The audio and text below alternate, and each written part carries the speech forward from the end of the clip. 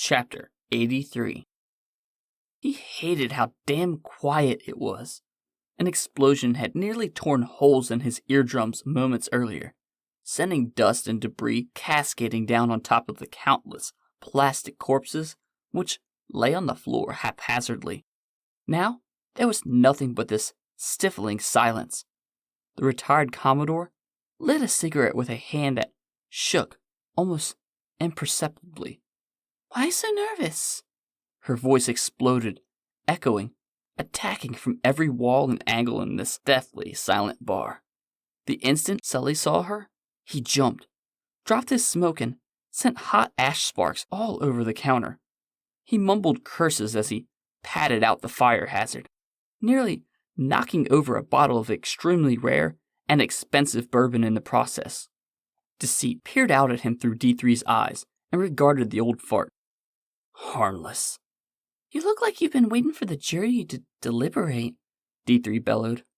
Sully couldn't help but avoid staring directly at D3, for she appeared absolutely awful, horrifying. In fact, wondering what could have caused D3's grotesque new form, he absently slipped the ice toward his glass, but somehow missed the 2-inch gap in space. The cubes bounced, ricocheted from the bar onto the floor, rolling, skidding, and echoing loudly across the linoleum. Sully didn't want to look, yet he forced his head upward, slowly dragging his eyes from the ice cubes at her feet up to the sickening gaze of this evil version of D3. The retired Commodore smiled wanly. Downstairs in the basement, Mr. Blue observed his old friend via psychic link. He shook his head and rubbed his eyes as he watched Sully grin, right through his own utter failure. D3's skin was extremely waxy, so she looked quite pale, quite sickly, made of plastic. Huge, lifeless, shark-like inky pools swirled in the void where her eyes should have been. Under these were dried ebony streaks, as if she'd been weeping hot black tar. As the eerie pseudo D3 walked in a circle around the dead autons, she didn't seem to notice that every single rubber dummy watched her. All the mannequins lifted their heads to follow, staring at her while she daintily, yet menacingly, wound round the destroyed lounge in a large, slow circle. The entire time, D3 whispered to someone that wasn't there. D3 wasn't looking at him when she shouted, "You seem troubled." Sully decided not to panic, although he admitted to himself it was his first instinct. Then he'd cursed himself, as he had done admirably well, appearing to be panicked already, so perhaps it made no difference. He remembered his psychic conversation with the old Time Lord. "Deceit cannot know," he'd said. "The time bitch. She can't bloody well know what." "That I saw everything. I saw Deceit take over. She transferred her Time Lord essence into D3. She's in control now. But a human vessel won't last long, especially since she apparently has domain over the proto-consciousness of the Nestine as well." "How can you?" "I had D3 tied in through the psychic link. I established it before you went upstairs with her." "When you hugged us?" "Deceit doesn't know we know. Got it? We have the element of surprise here. A brief window.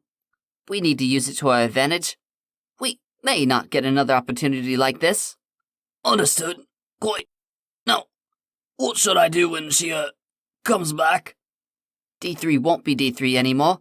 Well, she will be, but she won't be. Listen, I believe Deceit won't know how terrible the substantiation has been, how damaging to them all.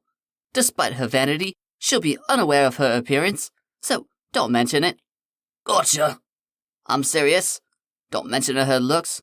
Don't be all weird." Fine. What's next?" "The time bitch is in a hurry to see me, for reasons unknown. Get her downstairs. Get her down here with me." That had been before.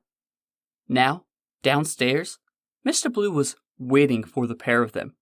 Sully coughed, hazarding a sideways glance at D3.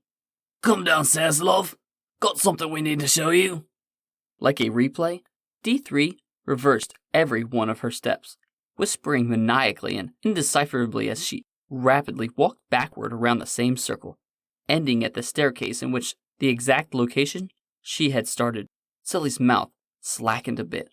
For a very, very long time, she didn't say a word. In the spooky quiet of the tavern, it took Sully a moment to realize she was staring at him, right at him, with those inhuman black holes for eyes. "Waiting on you," the evil woman said. Sully coughed. He took a wide breath, walking around her and down the stairs. He pounded on the bunker entry of the basement. After several loud clicking noises deep in the metal, the hatch popped open. Nicholas acknowledged Sully, then quickly walked back down, taking place beside the stairs. The moment her foot hit the cellar floor, D3 stalked straight toward the old man in blue. Mr. Blue beamed happily at the possessed D3.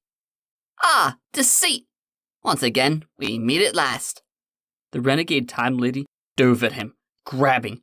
Deceit was close to having a firm hold around the irritated Time Lord's thin little neck when Mr. Blue shouted, "That would be nice!" She found she was entangled in something. She couldn't get a damn grip. She'd been inches away from taking over his body. Now, she was being dragged away. The time lady felt her power being leached. Nicholas tilted his head to one side, smiled. He had extended his left arm, his living rubber appendage growing in length, encircling and encasing her in a plastic vice. She would tear into his plastic-like flesh, gashing it.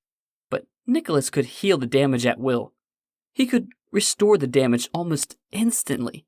The scene was surreal and violent, yet mercifully did not last long. Deceit, engulfed in rage, screamed obscenities at Mr. Blue until all of her energy had been depleted. The protoplastic form of the Nestine consciousness had been withdrawn from her, wrenched from Deceit. Temporarily, at least, she was passed out. Slowly, Nicholas unwound from D3, withdrawing his arm. As it returned to normal, he noticed that beside her limp form lay a humanoid, almost liquid, made of rubber. It wasn't moving much either. "Well done," the Time Lord in the cobalt shirt yelled. "Thank you, Nicholas." "What do we do with that?" Nicholas indicated the ebony plastic body next to D3. "That's the shell of the Nestine. All the consciousness distilled into this one singular form. It's helpless, barely alive, unaware of its surroundings. Let us worry about that headache later, shall we?" "Fair enough." "Moving on." Mr. Blue snapped his fingers. The surreal sound of mechanical angels filled the stale air and stirred up the dust in the basement. Nicholas Baker peered around. "What's that noise?" A grandfather clock materialized from nothing. It was faded cerulean and looked antique, the blue paint cracked and peeling. Sully laughed out loud despite himself. He ran to the sentient time capsule and hugged it tightly. Abruptly, the retired Commodore somehow disappeared inside. Nicholas was awestruck, and he turned to look at Mr. Blue. "This is my time machine. Her name is Bedge," he offered in way of explanation. "Luckily, she's just rendered the rift manipulator powerless. Everything will return to normal shortly. I'll come back soon to check." He spun, scooped up D3, and grinned.